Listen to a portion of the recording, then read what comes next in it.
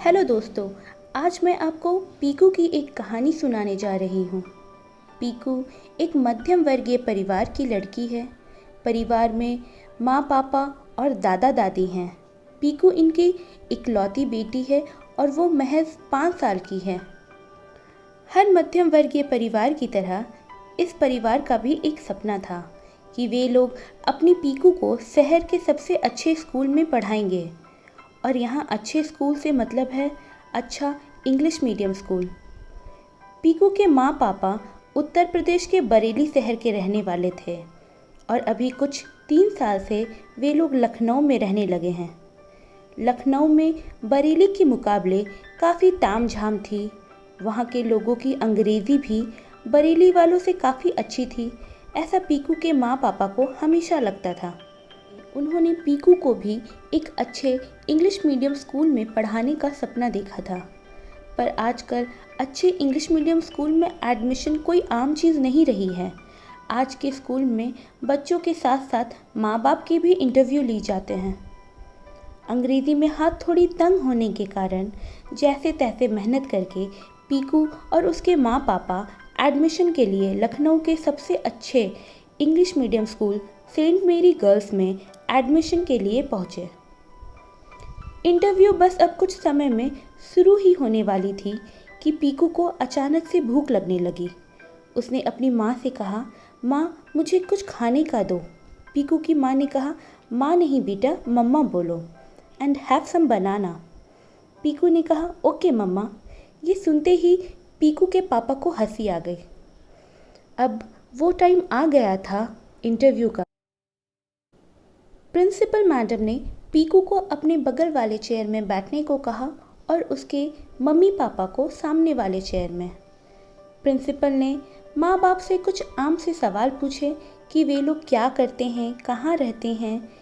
पीकू को पढ़ाने का समय तो होगा ना उन लोगों के पास, क्योंकि आजकल के सभी पेरेंट्स बस पैसों के पीछे ही भागते हैं और उनके बच्चों को घर की आया पालती हैं। पीकू की माँ ने और पापा ने सभी सवालों का अच्छे से जवाब दिया और ये भी साफ लफ्ज़ों में कहा कि आजकल के लोगों को बच्चों के लिए तड़पते हुए देखा है, पर जब वो बच्चा उनके पास आ जाता है तो माँ बाप के पास उस बच्चे के लिए टाइम ही नहीं होता है। बट प्रिंसिपल मैडम, पीकू के साथ ऐसा कुछ नहीं होगा, क्योंकि पीकू के पापा सिर्फ बाहर रहकर काम करते हैं। मैं घर से ही काम करती हूँ और मेरे पास पूरा समय है पीकू के ऊपर ध्यान देने का। मैं पीकू को अच्छे से पढ़ा सकती हूँ और उसे संभाल सकती हूँ। बस इस तरह कुछ और सवाल जवाब चलते रहे। प्रिंसिपल मैडम की बातों से लग रहा था कि उन्हें ये फैमिली काफ़ी अच्छी लगी और एडमिशन मिलने की भी अच्छी संभावनाएं हैं। अब बारी आई पीकू की। प्रिंसिपल मैडम ने पीकू से पूछा, और बेटा पीकू, तुम क्या करती हो, क्या आता है तुम्हें? तभी उधर से आवाज़ आई पीकू की माँ की, पीकू प्रिंसिपल मैडम को एक स्टोरी सुना दो। प्रिंसिपल मैडम ने फिर पीकू से कहा, पीकू तुम स्टोरी पढ़ती हो, सुनाओ कुछ हमें। पीकू ने कहा, मैं जो स्टोरी लिखती हूँ वो सुनाऊँ आपको, या मैं जो स्टोरी पढ़ती हूँ वो सुनाऊँ? प्रिंसिपल ने पीकू की ओर आश्चर्य से देखते हुए कहा, क्या तुम स्टोरी भी लिखती हो? वाह, तो कुछ अपना लिखा हुआ ही सुना दो। फिर पीकू ने प्रिंसिपल मैडम से कहा, कल जो स्टोरी मैंने लिखी वो सुनाओ, या पिछले हफ्ते जो लिखी थी वो सुनाओ? प्रिंसिपल मैडम पीकू के सवालों से थोड़ी परेशान होते हुए फिर भी कहा कि कल जो तुमने लिखी वही सुना दो। इधर पीकू के माँ पापा भी सोच रहे थे कि ये पीकू कुछ गड़बड़ ना कर दे, कहीं एडमिशन मिलने में दिक्कत ना हो जाए, ना जाने पीकू कौन सी कहानी सुनाएगी प्रिंसिपल मैडम को। इधर पीकू ने अपनी कहानी सुनाना शुरू किया। एक दिन की बात है, गोलू स्कूल से घर जा रहा था।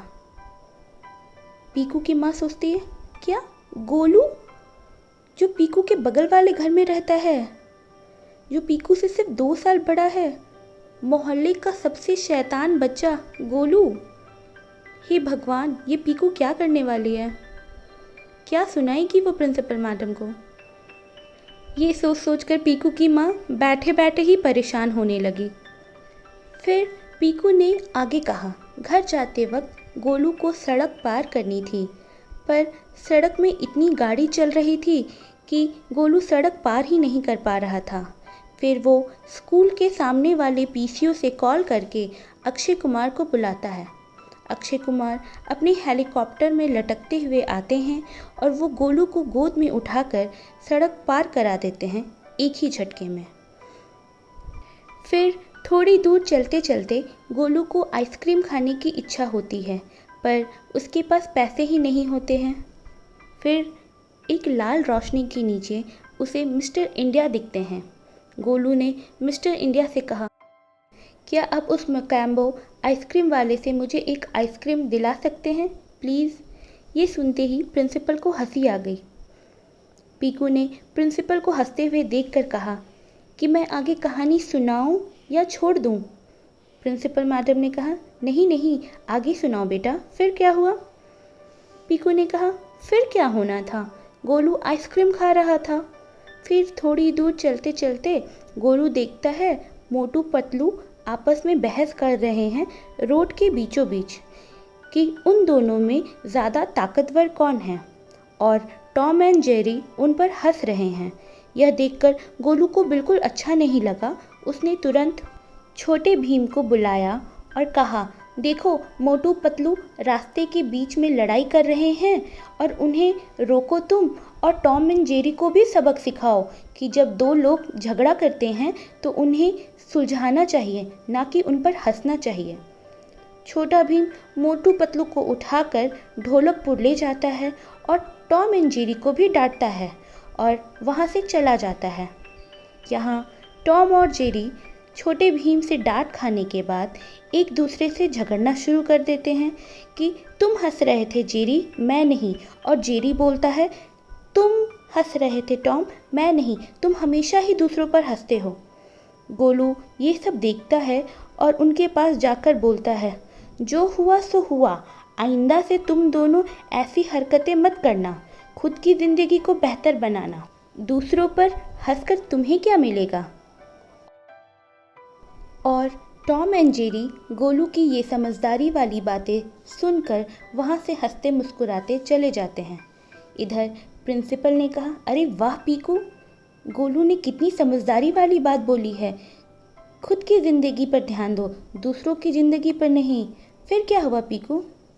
पीकू ने कहा, फिर क्या होना था, गोलू घर ही जा रहा था, उसका घर स्कूल से काफ़ी दूर था ना।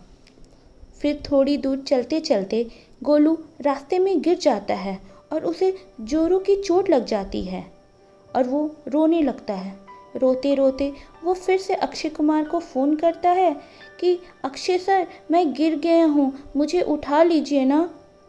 थोड़ी देर में अक्षय कुमार हेलीकॉप्टर से लटकते हुए फिर से आते हैं और गोलू को उठा लेते हैं। प्रिंसिपल मैडम हंसते हुए बोली, फिर क्या हुआ। तो पीकू बोलती है, फिर क्या होना था, अक्षय कुमार गोलू को उसके घर पहुंचा देते हैं और वे खुद ट्विंकल आंटी के पास चले जाते हैं और कहानी ख़त्म। प्रिंसिपल मैडम ने पीकू से कहा, वाह पीकू, तुमने तो बहुत अच्छी कहानी सुनाई है हमें, तुम्हें ऐसी और कितनी कहानियाँ लिखी है। तो पीकू बोलती है, 2 कहानियाँ और लिखी हैं मैंने, आपको सुननी है क्या। तो प्रिंसिपल मैडम कहती है, सुननी तो है, पर आज नहीं बेटा, किसी और दिन सारे टीचर्स के सामने सुनाना हमें। और वो मुस्कुराने लगी और पीकू के माँ पापा की तरफ देखते हुए बोली, हमें बहुत खुशी हो रही है कि आपकी इतनी क्रिएटिव बेटी हमारे स्कूल में पढ़ेगी और पीकू के स्कूल में रहने से स्कूल में हमेशा एक रौनक बनी रहेगी।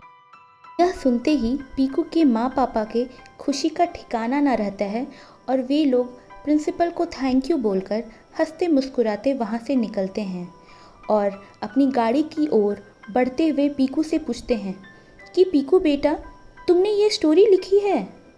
तो पीकू ने कहा, हाँ माँ, मैंने ही ये स्टोरी लिखी है, परसों ही गोलू के साथ ये सब हुआ था, उसने ही मुझे बताया, तो कल मैंने ये कहानी लिखी। क्यों माँ, आपको मेरी कहानी अच्छी नहीं लगी। तो माँ ने कहा, नहीं बेटा, तुम्हारी कहानी बहुत अच्छी है, तुम गोलू के साथ और खेला करो, गोलू बहुत प्यारा बच्चा है।